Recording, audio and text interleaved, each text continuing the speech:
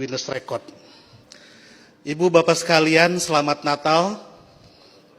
Terima kasih karena Ibu Bapak merayakan Natal. Seluruh orang Indonesia memperoleh 2 berkat, liburan dan diskon.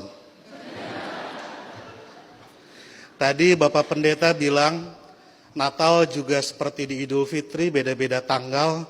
Ada 25 Desember, ada 7 Januari, dan seterusnya. Tapi kalau saya membayangkan saya sebagai pendeta, malah senang. Berarti undangannya banyak dan amplopnya juga banyak. Itu yang membuat Pak Pati selalu ceria di hadapan Ibu Bapak sekalian.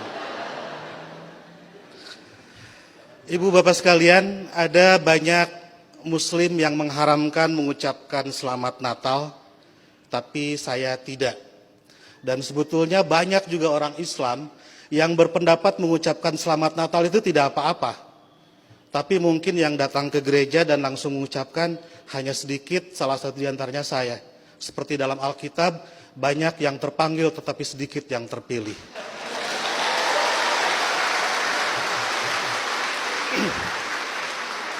Mereka mengharamkan mengucapkan Selamat Natal karena kalau mengucapkan Selamat Natal besok jadi Kristen. Saya tiap 10 November mengucapkan Selamat Hari Pahlawan, besoknya saya tidak jadi Avengers. Minggu lalu saya mengucapkan selamat menikah kepada teman saya yang hajatan, besoknya saya tidak jadi pengantin. Dan berulang kali saya datang ke mahasiswa-mahasiswa kedokteran mengucapkan selamat, besoknya saya juga tidak jadi dokter. Nah, saya tahu bagi orang Islam, untuk jadi orang Kristen itu susah. Tidak bisa karena mengucapkan Selamat Natal tiba-tiba otomatis jadi Kristen. Orang Kristen mau jadi Islam juga susah. Saya tahu karena saya jelek-jelek begini di beberapa gereja mengajar katekisasi. Pendetanya bilang, kenapa saya ikut ngajar katekisasi? Karena untuk menjadi Kristen yang baik harus tahu tentang Islam yang baik. Karena selamanya kita akan bertetangga. Karena kedekatan saya dengan orang-orang Kristen seperti itu, banyak teman-teman dosen saya yang bilang, saya ini agen Kristen. Saya marah, saya bilang, saya bukan agen, saya glosir. Karena agen itu produknya cuma sedikit. Nah, jadi kata Pak Pendeta, kenapa saya diundang katekisasi?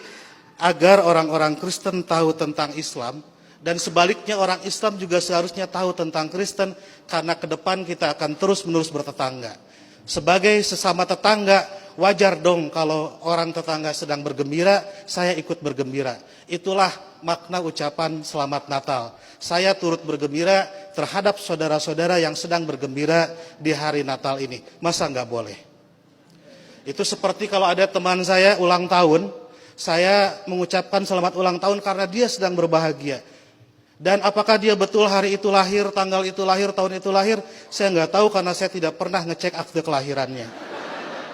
Kan tidak lucu, Bu. Kalau kita mau, ayo kita nyanyikan happy birthday, tapi tolong berkas-berkas aktenya lihat dulu.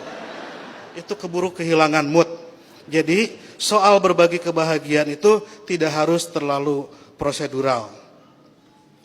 Nah, lebih dari itu, saya menganggap orang-orang Kristen itu partner saya, mitra saya dalam melakukan kebaikan.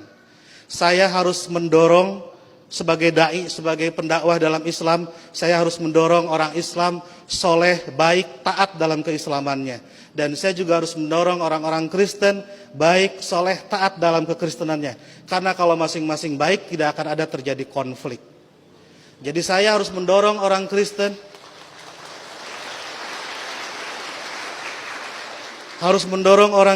agar baik dalam kekristenannya, karena kalau orang Kristen di sekitar saya jahat, saya pasti korbannya. Dan Bapak Ibu juga harus mendorong saya dan teman-teman Muslim menjadi Muslim yang baik, karena kalau saya jadi copet, Ibu Bapak jadi korbannya. Jadi puncak toleransi adalah pada saat saya nanti membangunkan Ibu Bapak gereja dan Ibu Bapak mengongkosi saya naik haji.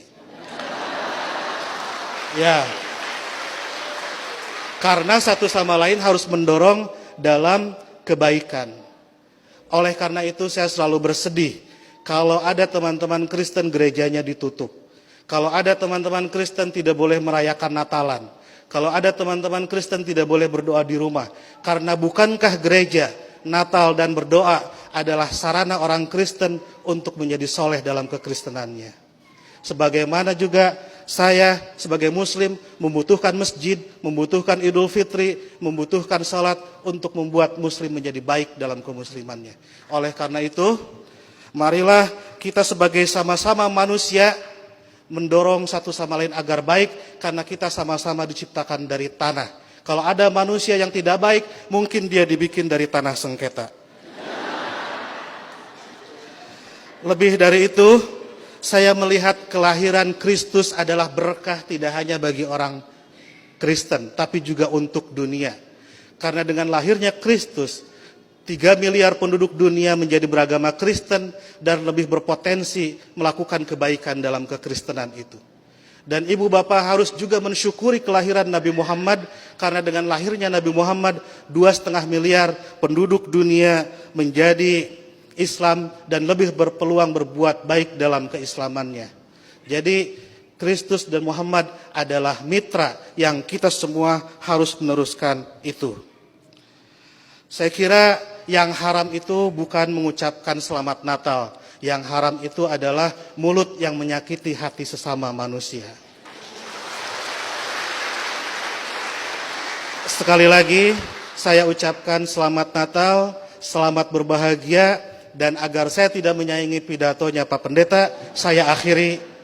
Dan sebelum saya akhiri, teman-teman santri saya bawa bunga Pak Pendeta, ingin membagikan kepada Pak Pendeta, petugas gereja dan ibu bapak sekalian.